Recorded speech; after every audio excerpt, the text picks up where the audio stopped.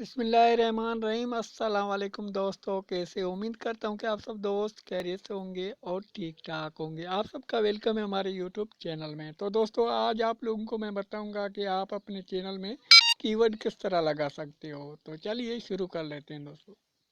सबसे पहले आपने जाना है क्रम ब्राउज़र में। क्रम ब्राउज़र में आने के बाद यहाँ पर 3 डॉट पे क्लिक करना है। आपने माई चैनल पे आपने क्लिक करना है दोस्तों।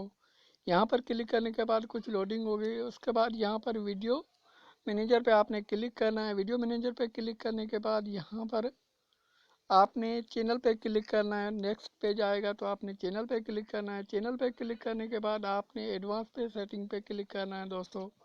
यहाँ पर एडवांस पे सेटिंग पे क्लिक करने के बाद आपके पास ये ऑप्शन आ जाएंगे। तो यहाँ पर ये देखिए चैनल कीवर्ड।